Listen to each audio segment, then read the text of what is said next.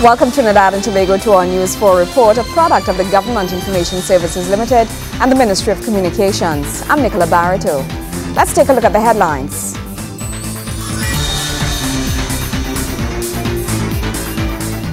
Finance Minister Larry Hawai has issued caution to regional neighbors with regard to changes to their tax laws. A newly revised master's degree program in Information and Communications Technology has been launched at the University of Trinidad and Tobago. And part 2 of Reconnecting the Diaspora as we continue our discussion with His Excellency Ambassador to the United States, Dr. Neil Parson. Thank you for joining us. The Honorable Finance Minister Larry Hawai has issued caution to regional neighbors in changes to their tax laws that would see multinational corporations exploiting their economies. The minister was speaking during the 25th General Assembly and Technical Conference of Caribbean Organizations of Tax Administrations, where he called for improvement in the CARICOM Tax Treaty, CARICOM Single Market Economy, the CSME, to be given priority. A call is being made to regional tax administrators to unite and review tax harmonization in the CARICOM Treaty and in the CARICOM Single Market Economy. Newly appointed Minister of Finance and the Economy, Senator the Honorable Larry Hawai, says this is necessary if the region is to safeguard its economy from exploitation from multinational corporations.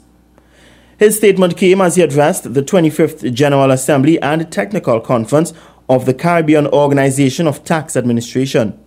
It is noted that in the tax arena that tax harmonization remains a work in progress. It is important to fast-track this process. Tax harmonization reduces a tendency for competition amongst member states and provides equal investment opportunity among states.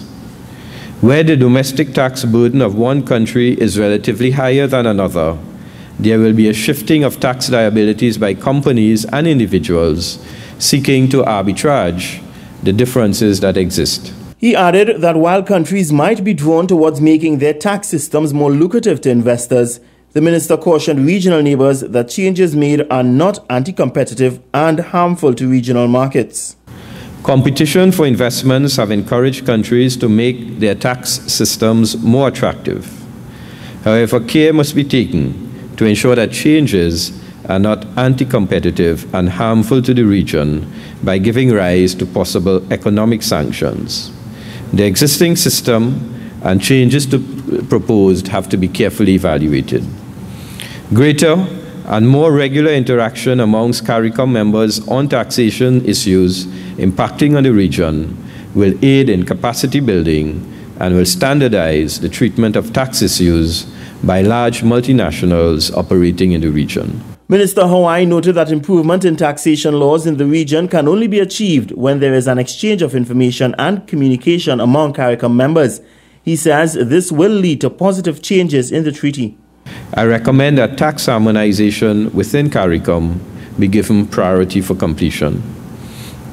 Recently, the Global Forum on Transparency and Exchange of Information for Tax Purposes conducted regional reviews of the regional tax administration's legislative and administration frameworks for exchange of information. I note that there are ongoing discussions on improving the information exchange capacity of the treaty, and this is commendable. This effort must continue. This year's conference has been themed Building Resilience in Tax Administrations Through Innovation and marks the 40th anniversary of the Caribbean Organization of Tax Administrators. Gregory McBurney, News 4. A newly revised master's degree program in Information and Communications Technology has been launched at the University of Trinidad and Tobago. This latest development also promotes expertise relevant to local industries that assist in the development of wealth generation and sustainable job creation. The University of Trinidad and Tobago has now launched its new master's degree program in the area of Information and Communications Technology. The MSc in ICT is a taught-based degree program that includes a required number of graduate courses, 38 credit hours or equivalent. The program takes a minimum of 2 years to complete all components. Speaking at the launch was UTT's Quality Assurance and Institutional Effectiveness Vice President, Dr. Ruby Alain, who assures that all the programs at the facility are accredited and recognized. The good news for the people in ICT is that program accreditation or specialized accreditation is not required by the IT industry. Specialized accreditation is driven by the need to be licensed to operate in a specific profession. So in medicine, in engineering, in law, the programs need to be accredited so that the licensing bodies, the regulatory bodies, will also accept you into practice in those professions. And if you think about it, those professions have to do with public health and safety and things like that to a large extent. But other programs that are not of those natures and not controlled by licensing bodies and regulatory bodies, specialized or program accreditation is not necessary. Associate Professor and Program Leader Dr. Rodney Rambley says the new master's degree program in ICT being offered by UTT is newly revised. Reevaluate the MSc and to redesign the structure. So we then drop that very demanding and rigorous thesis environment. We replace those 17 credits with 4 additional courses and a 4-credit project instead. This is the new structure that we are talking about. This is going to be the revised MSc. He adds, however, that the former program will still be available for persons who may be desirous of enrolling. We are not going to drop that MSc in its entirety. We are going to continue with that structure, but it's going to result in an MPhil instead. So it's not like we're going to abandon it. People who are so inclined can still enroll and pursue that particular degree, but they're going to be offered an MPhil upon successful completion of the degree. Veena Bharath, News 4. News 4 continues after the break. Stay with us.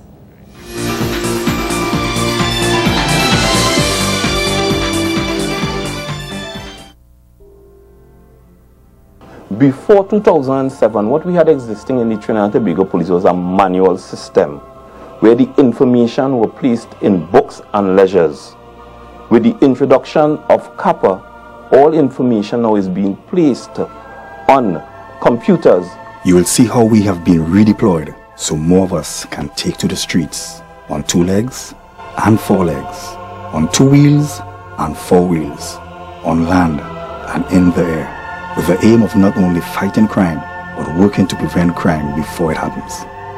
The initiative itself is focusing on our core services, that being responding to calls for service from the public and being out in the community patrolling to ensure that there is a high level of safety and security within the communities, within the neighborhoods that our officers are patrolling in. Our dads aren't the only ones who beat up on kids. Sometimes kids beat up on kids. Every child has the right to be protected from violence, abuse, and neglect. Because I shouldn't be afraid to go to school or play with my friends. Because no child should be hurt by adults or by other children. Because safety is my right. Stop the bullying.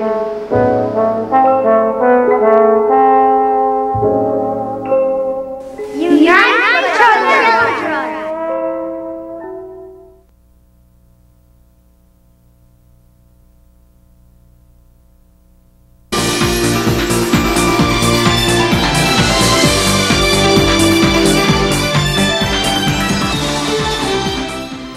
Thank you for staying with us.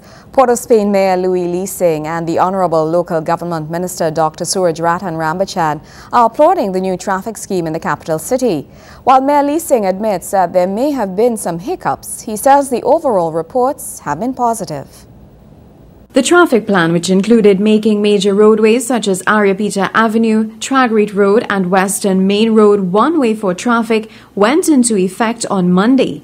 Port of Spain Mayor Louis Lee Sing says he is pleased with the results thus far and has gotten a positive feedback from many persons. The mayor, however, admits that there may be a few necessary adjustments to the plan. Mayor Lee Singh, who met with local government minister Dr. Suraj Rambachan at Kent House, Maraval on Monday, said he had a few suggestions of his own which he thought would make the change more efficient. The local government minister is also applauding the new traffic scheme, saying the usual journey to his office seemed much shorter than it was before. According to reports, there was a heavy presence of traffic wardens throughout the city and most drivers followed the plan. Meanwhile, the local government minister is also announcing that some $35 million in unspent balances for the Port of Spain City Corporation will be utilized for a number of projects, including a facelift for City Hall. Following the meeting with the Port of Spain Mayor, Dr. Rambachan says the new improvements to City Hall, among the other anticipated developments, will be timely for the 50th Independence Anniversary celebrations. Veena Bharath, News 4. In other news, the Honorable Minister of National Security, Jack Warner, says cadets should be allowed automatic entry into the Defence Force and Police Service.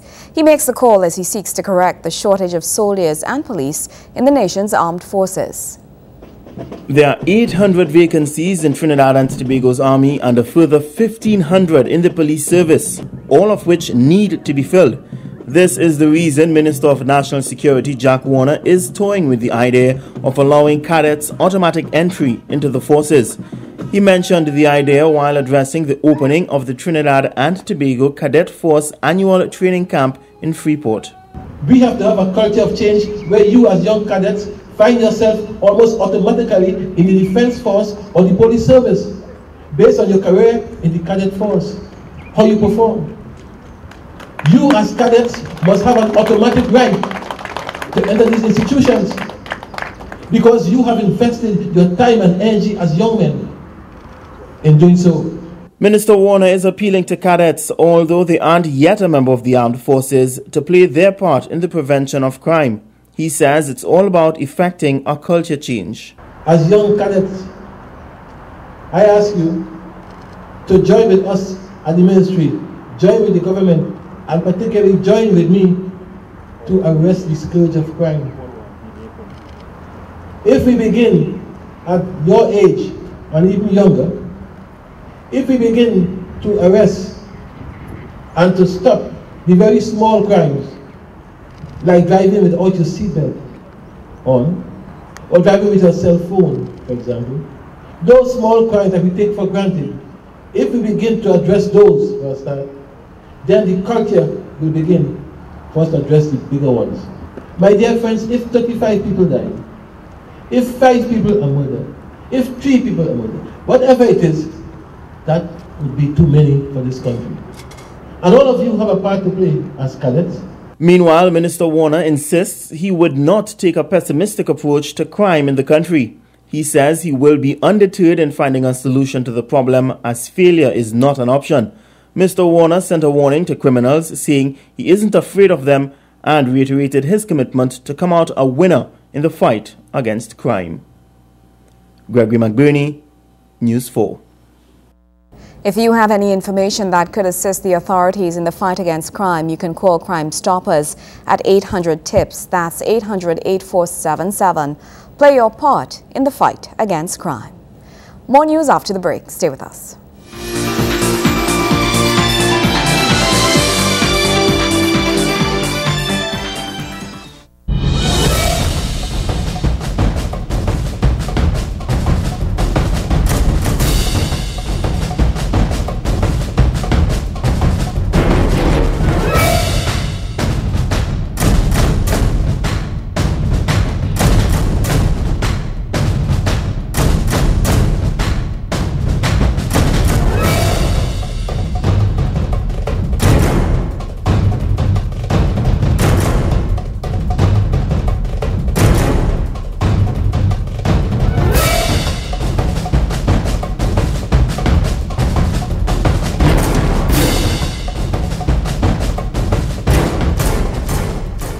The Homo sapien, we'll call him Mark. It spends its days trying to attract a mate. Success. What follows is a series of celebratory actions unique to this species. Every Homo sapien has their own way of displaying themselves to attract a female. But things don't go according to plan. Where the water gone? No water, no love. Pay your WASA bill today. The Water and Sewage Authority of Trinidad and Tobago. Water security for every sector. Deliver it, sustain it.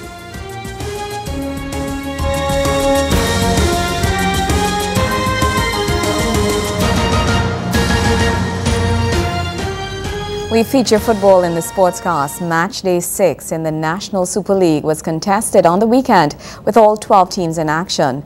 Multi-time champions WASA FC, they were hoping to make up ground on leaders Joe Public, but newcomers Eagles United had other ideas when the two met in St. Joseph. Wayne Cunningham has the details.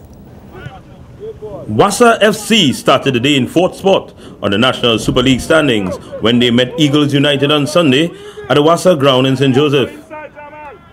The central team were 3 places below them and were bent on improving that position.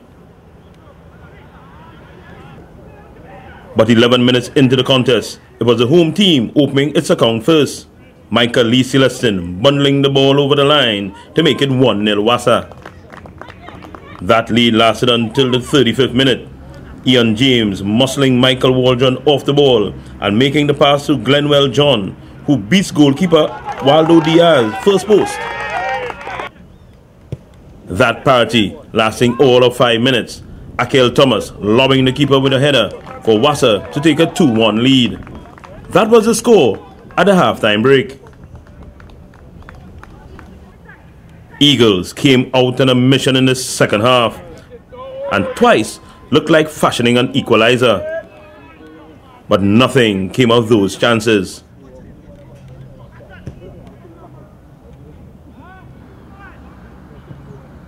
Their persistence would pay off in the 57th minute.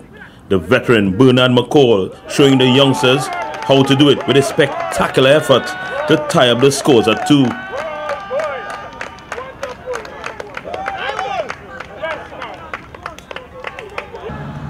The Eagles' comeback will be completed in style in the 85th minute. Jamal Wiggins in the right place at the right time to bang the ball past Diaz and make it 3-2 for the team from Central to register their 3rd win of the season.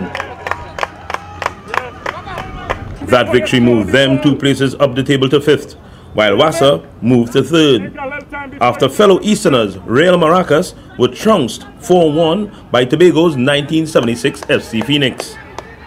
Joe Public FC still leads the pack despite being held to a 1-1 draw by FC Santa Rosa. Northern outfit Westside Superstars are in 2nd spot on goal difference following their hard-fought 3-2 victory over Stokely Vale of Tobago. And at the other end of the table, newcomers Beach United got their first points of the season after a 2-2 draw with fellow table proppers Separia Spurs. The defence force climbed out of the bottom 2 with their first win for 2012. That was a 2-1 result over Club Sando, who are just ahead of them in 9th spot. Wayne Cunningham, News 4 Sports. When we come back, a News 4 special report. Stay with us.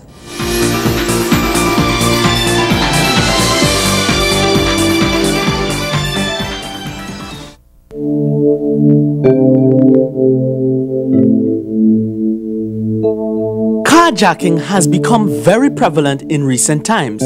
Certain makes of vehicles are more preferred targets for criminals.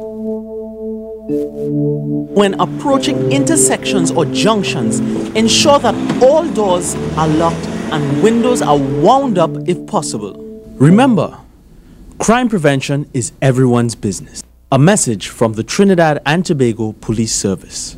Reporting from communities across the country. People are calling Nalis Libraries their library. Tell me, why is Nalis your library? My library is where I can have fun learning. My library is helping me earn better grades with online research resources. My library is my gateway to the world of information. My library is providing access to the differently abled. As a visually impaired person, I can envision limitless possibilities. My library is making my world truly worldwide with free internet access. My library is helping me keep an eye on my health with access to the virtual health library via the NALIS website. NALIS is my library.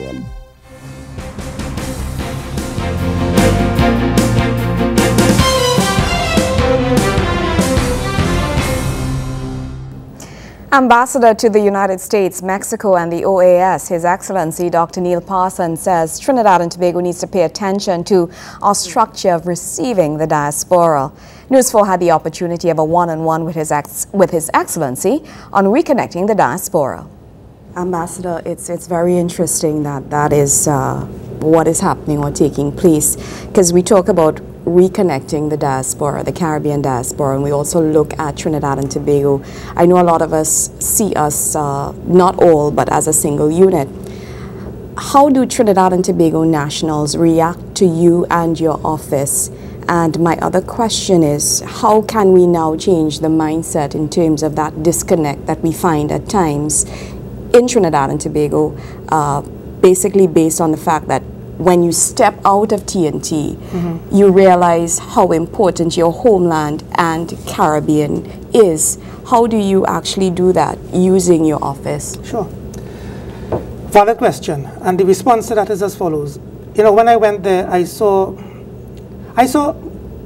too numerous to count groups representing Trinidad and Tobago. In New York alone, I was estimating there were about 150 interest groups representing Trinidad and Tobago. So many TNT associations. But the problem I have found is manifold. One, in many instances, it's ill-structured, without purposeful intent. You know, not clear objectives in terms of why is this organization existing. Two, I have found in many instances self-serving agendas. So, I mean, some of them are clearly want to give back to Trinidad and Tobago, but in others, it was established as an NGO for whatever purpose. And in many instances, it's a case of too many chiefs, too little Indians. Everybody wants to, you know, control that particular institution or body. But that's, you know, that's the structure. I think we have also, as a country, Trinidad and Tobago, we also need to pay attention to our structure of receiving the diaspora. It's one thing having an organization that means well, that is genuinely trying, but if there is no structure to receive that goodwill, then we are also missing the boat on a few things. And I must applaud and congratulate the Ministry of Foreign Affairs and Communications. They took the lead in structuring almost the equivalent of a diaspora policy for the first time. And that policy speaks to, you know, diaspora tourism, opportunities for volunteerism, mentoring opportunities, home affinity, and the like, in terms of how do we engage the diaspora. One approach I've been using with a measured level of success was using what I term project specificity. It's nice to have a diaspora group. Let's say there's a group in Brooklyn or Baltimore, and they want to give back. Let me tell you something. Trinidadians abroad, they are waiting to exhale.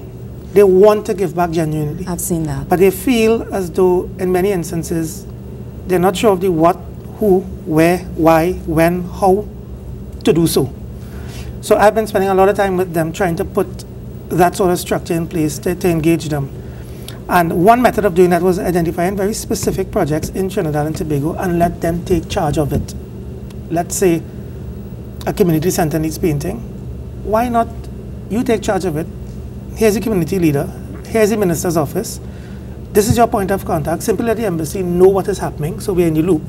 And you take responsibility for fulfilling that project and take credit for it.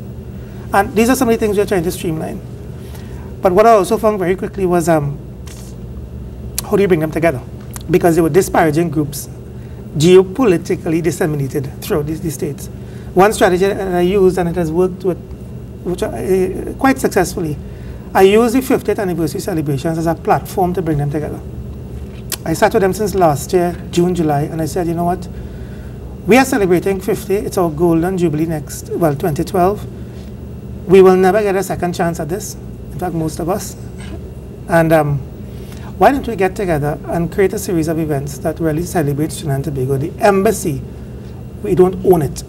We are the invisible conductor of this entire orchestra. The diaspora, you own these events. And I think that really created an opportunity for them to coalesce and gel, and they have very much successfully pulled off at least 5 events so far, with several more to come. Ambassador, can you expand a little bit on the plans for the 50th anniversary celebrations? Sure. But when we met, I sort of structured a theme for it, and I told the embassy staff, I said, you know what, Trinidad and Tobago, we are the epitome of diversity, culturally, religiously, ethnically, culinarily. Let's create a series of events that really represents that sort of diversity. So we came up with a series of events, including sports, business, etc. So to give you some ideas, we are looking at, clearly we're going to have an anniversary gala, and that's going to be held at the Organization of American States, Hall of the Americas. We are planning a Latin America, Caribbean, Africa Business Forum for business, to sort of allow Trinidad and Tobago to position itself as the centripetal force in the region for business. We had an open house on May the 5th to really highlight Trinidad and Tobago, and the way we designed it, we have 2 buildings in Washington. When you entered building number 1, and you entered the first room, you entered in 1962. And when you exited building number 2, the last room, you left in 2012. So we took them through 50 years as a country. Very interesting, very innovative as well. I will tell you, our attendance, there was over 8,000 people. That was on May 5th. And I will go so far as to tell you, for those of you who want to prove it, go on the State Department's Twitter account, and you would see Trinidad and Tobago was rated the best embassy on that day in terms of our performance. We had Tantan and Saga Boy, we had Steel Pan, we had Tassa, we had Indian dancers. It was a fantastic event. Well, congratulations to you and your office It is really the staff, and I really want to thank the staff for that. They really pulled their weight, and you know, members of the diaspora came out in numbers and volunteered, and we had a very successful event, I must declare. Well, stay tuned for part 3 of our special report, Reconnecting the Diaspora. Well, this is how we shut it down. Thank you so much for joining us. I'm Nicola Barreto. This has been your News 4 report, a product of the Government Information Services Limited and the Ministry of Communications.